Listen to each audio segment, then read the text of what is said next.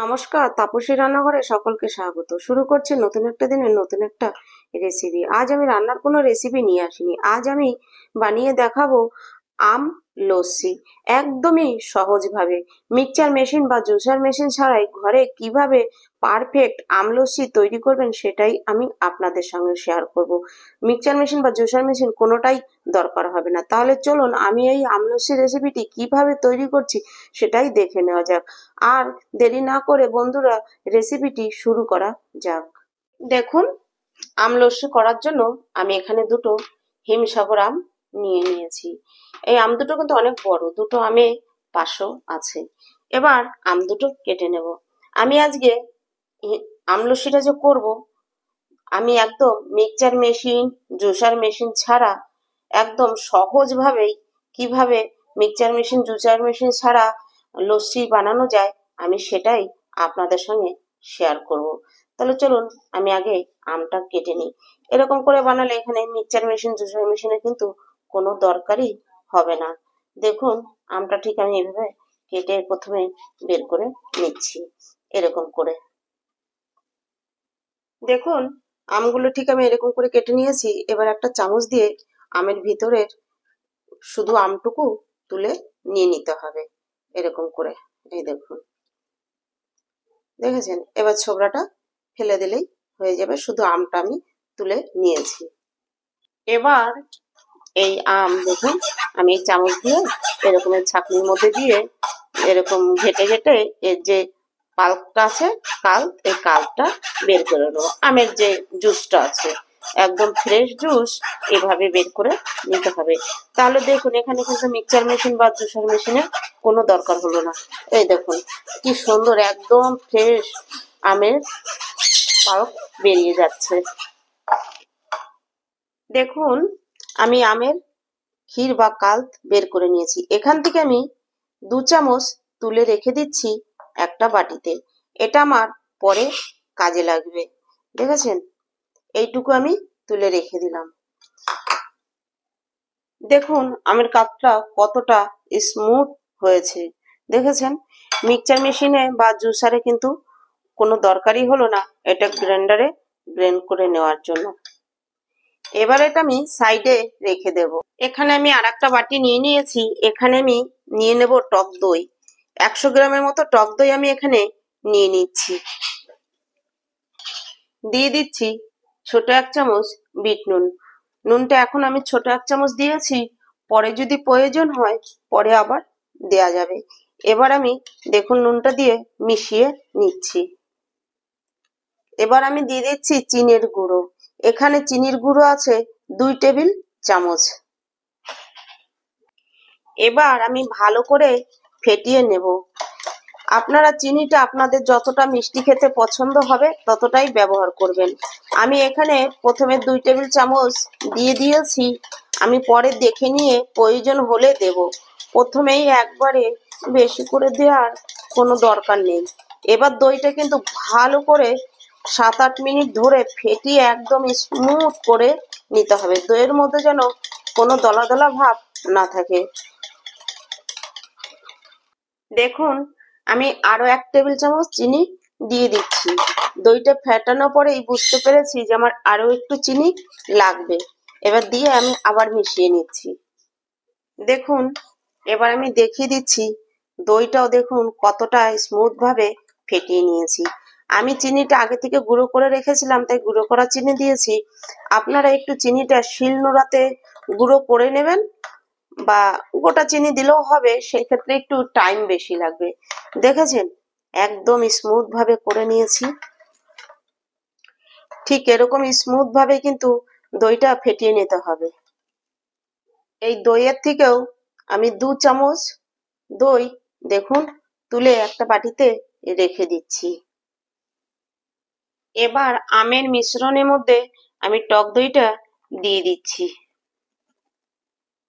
এবার দেখুন টক দইয়ের বাটিটা ধুয়ে, যে বাটিটায় যে আমি টক দইটা ফেটিয়েছি সেই বাটিটা ধুয়ে 1 কাপ ফ্রিজের ঠান্ডা জল আমি এখানে দিয়ে দিচ্ছি। আপনারা চাইলে এক্ষেত্রে কিন্তু এখানে উষ্ণ গরম দুধ বা দুধ গরম করে একটু ঠান্ডা করে সেটা দিতে পারেন। তবে আমি ফ্রিজের ঠান্ডা জলটাই দিয়েছি। আমি এখানে আর বরফ ব্যবহার করব না।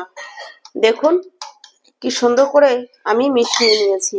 দেখুন তাহলে কত সহজেই কিন্তু আমার লস্যিটা হয়ে গেল। আমি লস্যিটা আরেকটু পাতলা করব, সেক্ষেত্রে আরেকটু জল দিতে হবে। দেখুন আমি এখানে আরো 1 কাপ জল দিয়ে দিয়েছি, তাহলে টোটাল আমি 2 কাপ ফ্রিজের ঠান্ডা জল দিয়েছি। দেখুন আমি ঠিক এরকম ঘনত্বটা রেখেছি বা এরকম পাতলা করেছি। এর থেকে বেশি পাতলা আমি করছি না। আপনারা চাইলে এই ক্ষেত্রে আর একটু পাতলা করতেই পারেন বা এর থেকে গাঢ় রেখেও খেতে পারেন। দেখুন এই যেই আমটা আমি তুলে রেখেছিলাম আমের কাল্প, এবার এখান থেকে 1 চামচ কাল্প এই গ্লাসে দিয়ে দিচ্ছি। এখানে আমি 2টো গ্লাস নিয়ে নিয়েছি, দিয়ে দিচ্ছি। সমান ভাগ করে দিয়ে দেব। এবার গ্লাসটা দেখুন এরকম কাত করে ধরে আমের কাল্পটা বেশ ভালো করে, আমের যে পাল্প এটা আমি গ্লাসের মধ্যে লাগিয়ে নিচ্ছি চারপাশে। এর থেকে দেখি তো চামচ দিয়ে কিরকম হয়। চামচ দিয়ে ভালোভাবে এরকম করে লাগিয়ে নিতে হবে। দেখুন এতে দেখতে বেশ ভালো লাগবে। বাড়িতে কোনো গেস্ট আসলে ঠিক এরকম করে দিয়ে যদি সার্ভ করা হয়, দেখতে ভালো লাগবে জিনিসটা, এটাই আর কিছু না। এবার যে লস্যিটা বানিয়ে রেখেছি এটা দিয়ে দিচ্ছি। এই দেখুন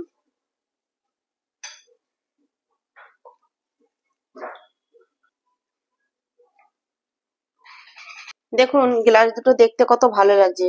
কিছু কিছু জায়গায় হলুদ, কিছু কিছু জায়গায় সাদা, দেখতে কিন্তু বেশ ভালো লাগছে।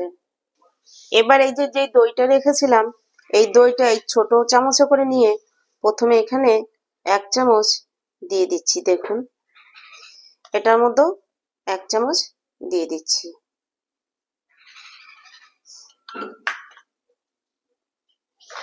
এবার আমি একটা বিস্কুট নিয়েছি, মেরি বিস্কুট, ভেঙে 2 টুকরো করে নিয়েছি। এবার এটার উপরে দিয়ে দিচ্ছি। এই টুকরোটা এটার উপরে দিয়ে দিচ্ছি। এতে আমার একটাই সুবিধা হবে যে আমি যে সাজাচ্ছি মানে গার্নিশ করছি, এটাই দেখতে বেশ ভালো লাগবে। এই দেখুন এবার এর উপর দিয়ে এই দইটাও দিয়ে দিতে হবে। বাড়িতে গেস্ট আসলে সুন্দর এরকম করে সাজিয়ে দিলে দেখতে ভালো লাগবে। এবার এখানে নিয়ে নিয়েছি কয়েকটা পেস্তা বাদাম। এবার এটা আমি উপর দিয়ে ছড়িয়ে দিচ্ছি। আমি ছোট ছোট করে কেটে নিয়েছি। দেখুন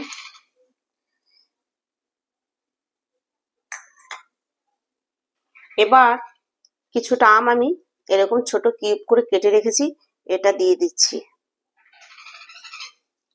এই যে বিস্কুটটা দিলাম এটাই হলো তার কারণ। আমি যে বিস্কুটটা দিয়েছি এই কারণে এই জিনিসগুলো, এই যে আমের টুকরো, পেস্তা বাদাম যেগুলো দিয়ে আমি গার্নিশ করছি, এটা একদম ভিতরে ডুবে যাবে না। তবে এখানে গোটা বিস্কুটটা দেওয়ার চেষ্টা করবেন। আমি ভেঙে দিয়েছি আমার গ্লাসটা ছোট বলে, আপনারা কিন্তু গোটাটা দেওয়ার চেষ্টা করবেন। এবারে এর উপর দিয়ে আর একটু পেস্তা বাদাম আমি দিয়ে দিচ্ছি। এটা শুধু জাস্ট দেখতে ভালো লাগবে সেই কারণেই, কিন্তু আর কিছু না। এবার দেখুন আমি এখানে 3টে চেরি ফল ছোট ছোট করে কেটে নিয়েছি, এটাও দিয়ে দিচ্ছি উপর দিয়ে।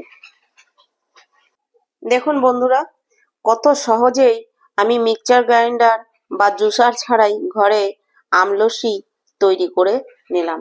আশা করছি আমার এই পদ্ধতিটা বা এই রেসিপিটা আপনাদের কাছে ভালো লাগবে। আমার এই রেসিপি বা এই পদ্ধতিটা যদি আপনাদের কাছে ভালো লাগে, অবশ্যই একটা লাইক, কমেন্ট আর বন্ধুদের সঙ্গে শেয়ার করুন।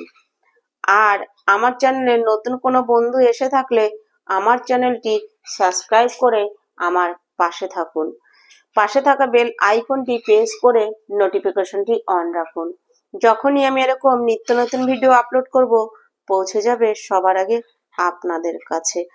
আপনারাও একদম এই সহজভাবে ঘরেই কিন্তু এই গরমে পাকা আম দিয়ে লস্যি করে খেতে পারবেন। জুসার মেশিন বা মিক্সচার মেশিন কোনোটাই দরকার হবে না। অনেকেই ভাবে আমাদের কাছে মিক্সচার মেশিন বা জুসার মেশিন নেই, আমরা কি করে লস্যি করে খাবো। দেখুন আমার ভিডিওটা দেখলেই বুঝতে পারবেন যে জুসার মেশিন বা মিক্সচার মেশিন ছাড়াও লস্যি করে খাওয়া যায়। তাহলে ভিডিওটি আজ এখানেই শেষ করছি। ফিরে আসবো নতুন একটা দিনে নতুন একটা রেসিপি নিয়ে। আমি তাপসী, আপনারা দেখছিলেন তাপসীর রান্নাঘর।